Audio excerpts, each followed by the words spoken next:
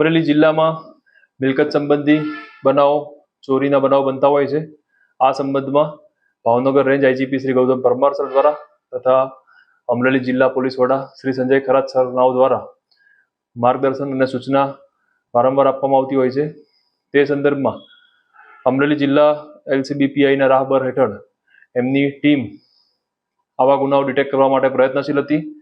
તે દરમિયાન તેમને સ્પષ્ટ બાતમી હકીકત મળેલ કે અસલમભાઈ આમદભાઈ પબડા કે જે બગસરા ખાતે રહે છે અને એમના દ્વારા બાઇકો ચોરી કરવામાં આવતા હોય તેમને પૂછપરછ કરતા તેમને કુલ 8 મોટરસાયકલ બાઇક ચોરી કરેલ, 2 રાજુલા પોલીસ સ્ટેશનમાં ગુના દાખલ થયેલા છે। આ ઉપરાંત બીજા 6 ગુના બોટાદ, ગોંડલ અને જુનાગઢ એટલે કે અન્ય 3 જિલ્લામાં કુલ 4 જિલ્લાના 8 મોટરસાયકલ બાઇક હાલમાં કબજે કરવામાં આવ્યા છે। આરોપીની ધરપકડ કરવામાં આવી છે અને આગળ તપાસ કાર્યવાહી ચાલુ છે।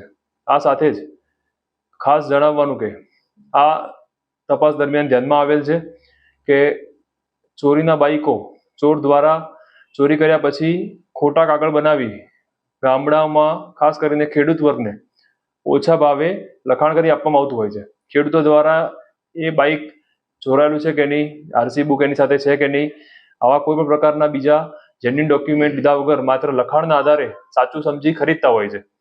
આવો ચોરીનો મુદ્દામાં રાખવો એ પણ ગુનો બની શકે છે અને આવા સસ્તા લોભ લાલચમાં ખેડૂત વર્ગ કે ગામડાના લોકો બાઇકો ન ખરીદે એના માટે અમરેલી જિલ્લા પોલીસ વતી તમામને વિનંતી છે, એક અપીલ કરવામાં આવે છે અને આવું કોઈ બાઇક વેચનાર કોઈ ધ્યાનમાં આવે તો અમરેલી જિલ્લા પોલીસનું ધ્યાન દોરવા વિનંતી કરવામાં આવે છે।